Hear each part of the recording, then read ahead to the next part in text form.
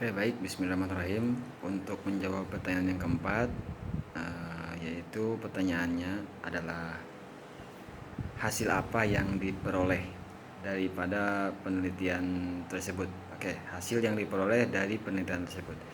Hasil yang diperoleh yaitu tentunya sesuai dengan tujuan awal, yakni mendapatkan informasi terkait tren kelahiran anak berdasarkan 3 variabel utama, yaitu angka kelahiran anak berdasarkan jenis kelamin, total keseluruhan kelahiran anak, dan juga jumlah total angka kelahiran berdasarkan waktu persalinan dilakukan.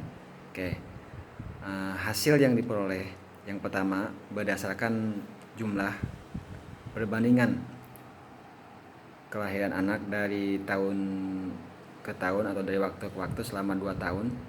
Di sini diurutkan atau diambil filterisasi datanya berdasarkan semester. Artinya selama 2 tahun tersebut, tahun 2015 dan 2016 itu dilakukan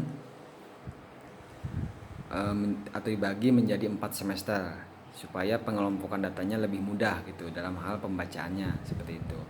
Nah, untuk semester pertama itu disajikan melalui sebuah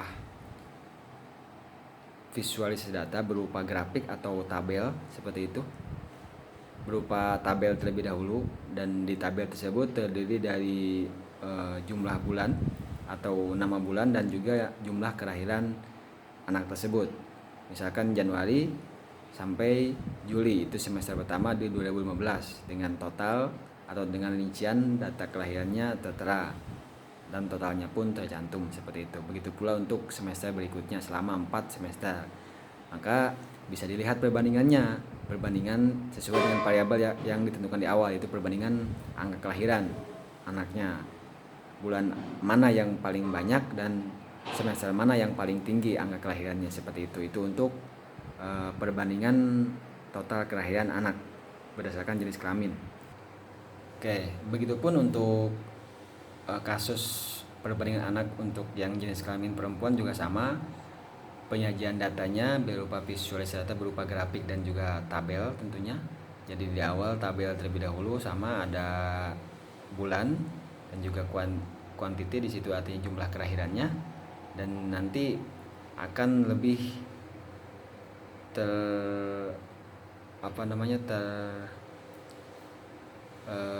ringkas lagi dalam bentuk grafik. Dan di situ ditampilkan perbandingan tiap semester totalnya. Jadi di semester pertama berupa grafik dan juga angkanya, semester kedua, semester ketiga sampai semester keempat. Nanti bisa dibandingkan, grafiknya paling tinggi itu kelahirannya paling banyak tentunya.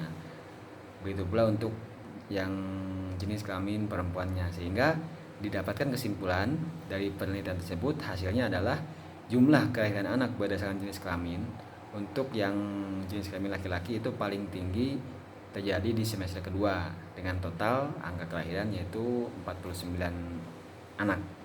Oke, dan untuk perempuan yaitu terjadi juga sama di semester kedua dengan total kelahiran sebanyak 39 kali.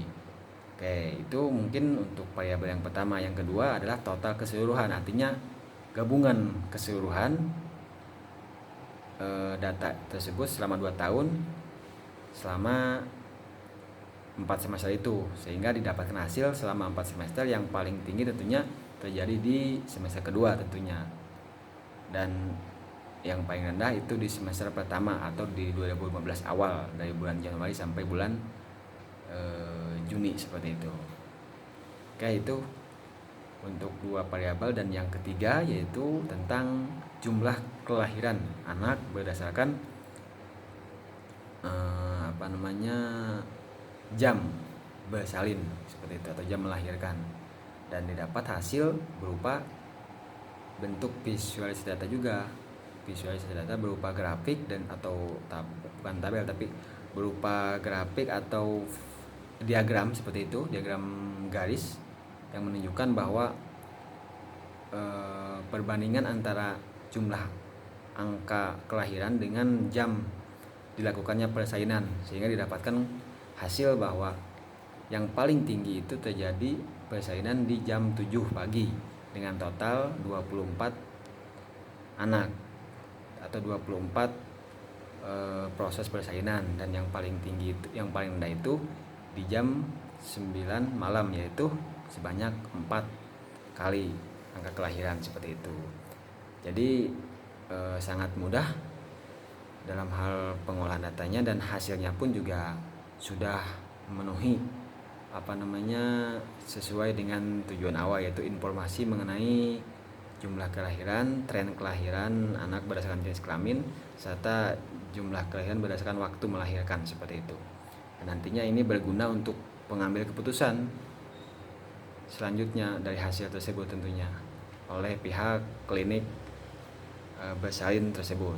Oke, mungkin itu merupakan hasil yang diperoleh daripada pengolahan data menggunakan implementasi aplikasi bisnis intelijen, yaitu Tableau tersebut. Dan jawaban demi jawaban dari nomor pertama sampai keempat berdasarkan jurnal yang saya ambil sudah saya jawab. Saya cukupkan sekian, mohon maaf. Akhir kata, wassalamualaikum warahmatullahi wabarakatuh. Terima kasih.